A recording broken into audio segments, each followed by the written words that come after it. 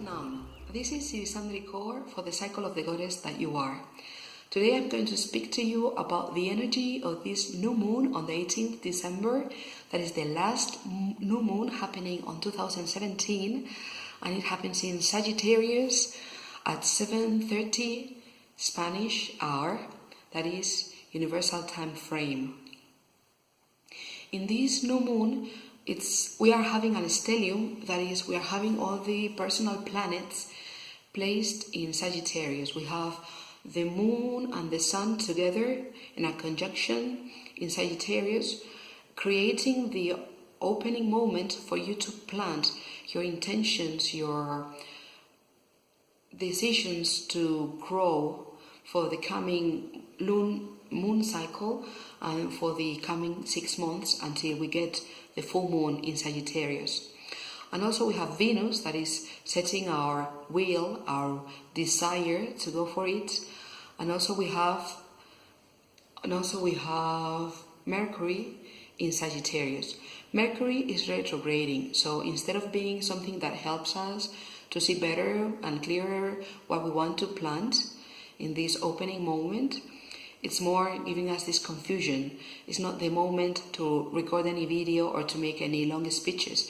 So forgive me for all the mistakes that I may develop. And also it's not good either to upload this online.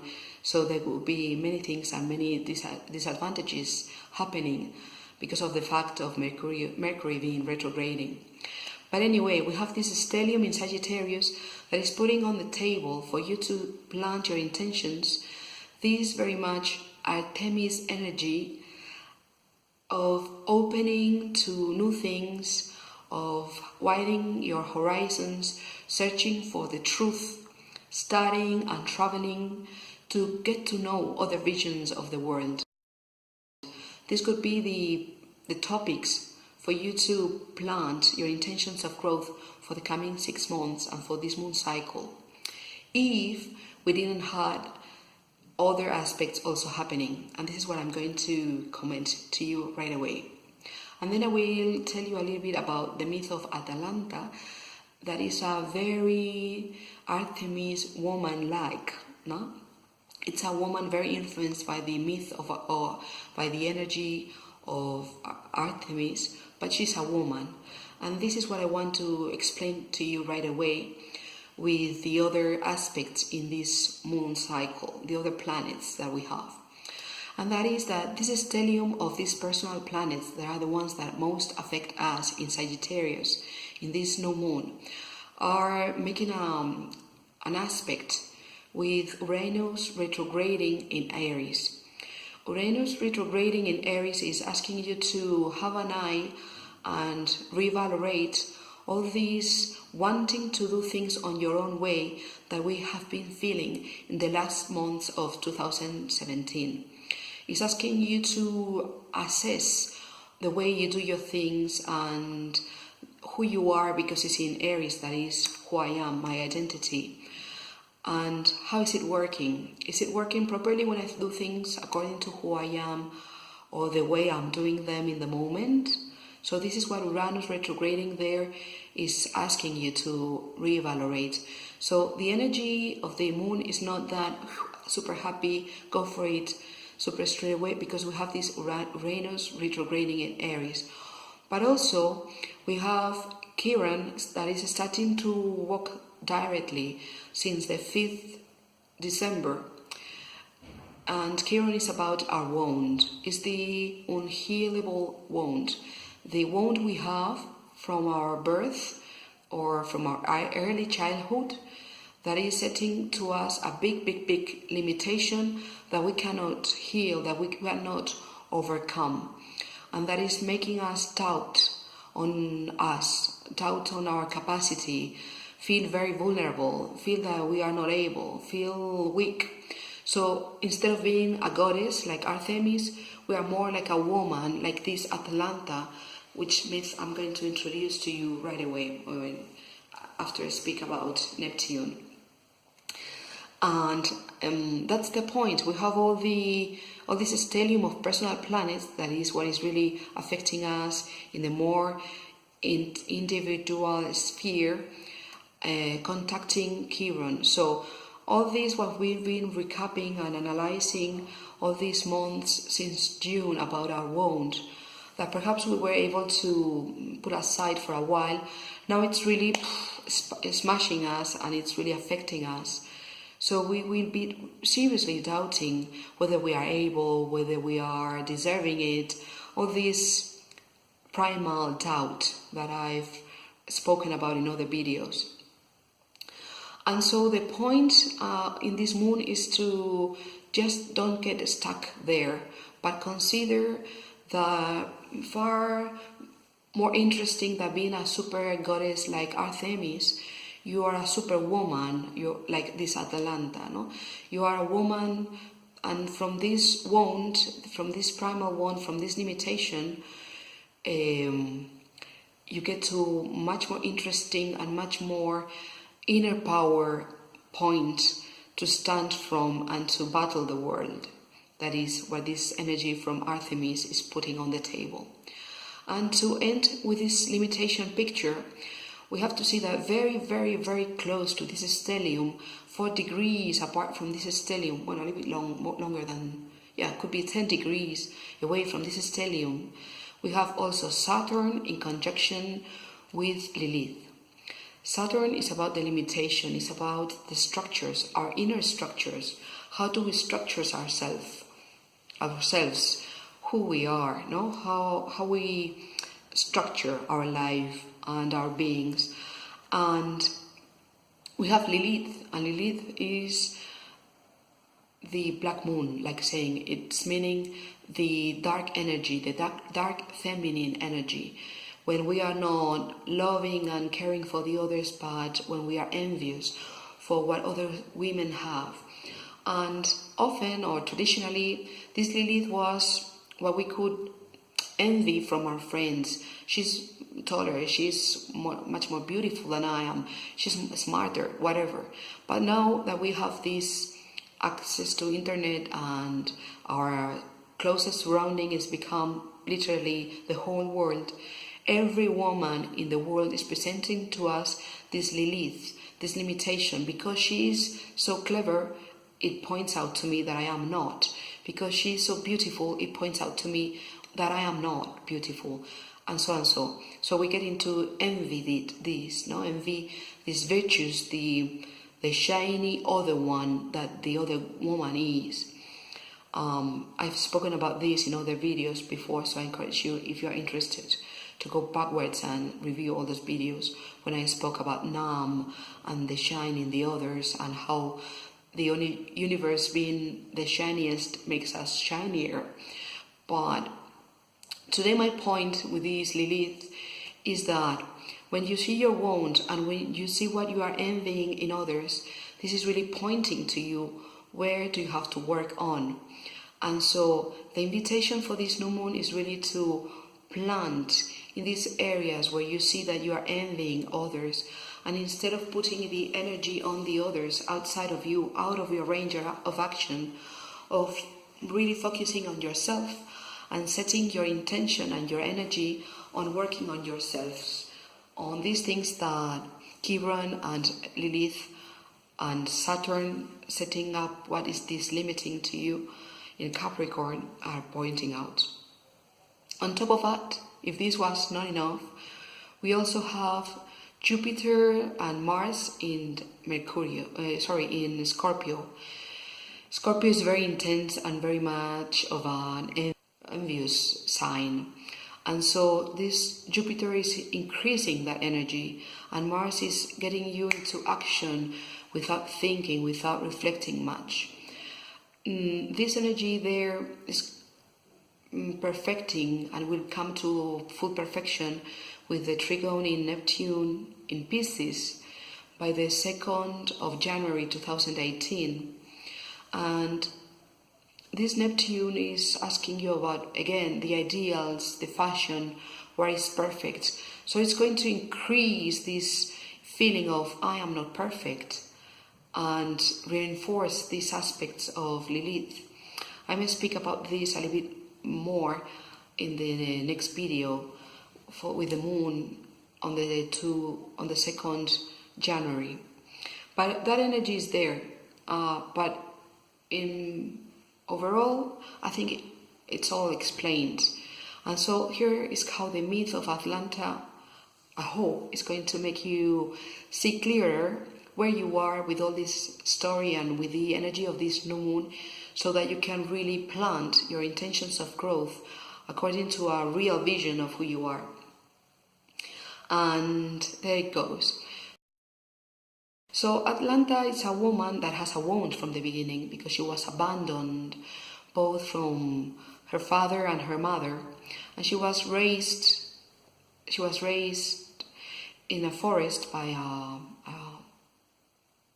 bear, and this bear is giving her her strength, her milk, and goddess Artemis is taking care of this little girl when she grows, and so she grows being very much like Artemis, but she's a woman. She's not the goddess Artemis, she's a woman. And because she's a woman, she has this wound, this what Chiron and Lilith and Saturn in Capricorn are presenting to you, and this aspect of Jupiter and Mars in Scorpio making this trigone with Neptune is talking to you in the moment. And so, according to the myth, well, there are several versions, but according to the myth that serves us the most in this moment, she made a vow to Artemis that as she was so complete within herself that she didn't need anybody after when she turned up to be a grown-up, a young woman, she decided to make this vow to Artemis that she would remain virgin, as a virgin, because this was Artemis' vow, that all her nymphs and her followers would do. So she made this vow. There were many, many men that wanted to marry her. So to get rid of them, she proposed them a competition, taking after Artemis, that she's very much a competitor, really related with Mars. Artemis and Mars, they are twins, and she's representing in the feminine a little bit what he's representing in the masculine. Not such a warrior, but also very much a competitor. The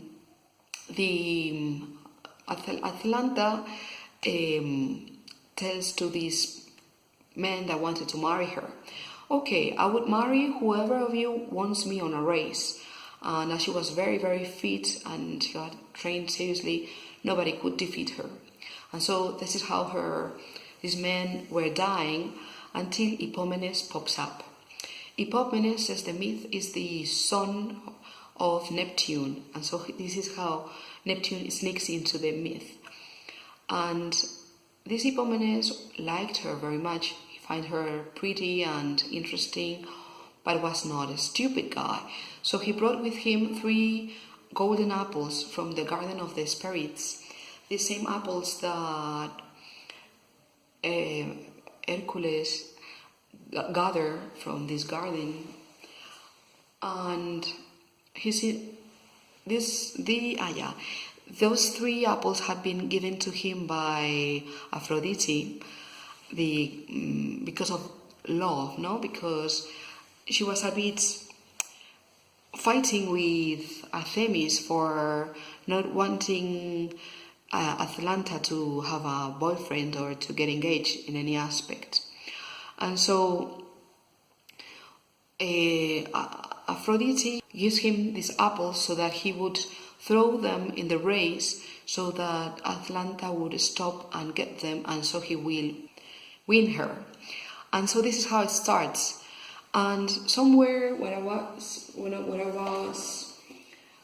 researching to write this book, that is the book that I'm presenting to you in these videos, and where you have the whole myths and the whole know-how on how to work with the myths and the energies and all that, with Kundalini Yoga proposals and Kriyas and other tools of coaching so that you can work on yourself, I find out that these apples are representing the first one, the fact that the time goes by.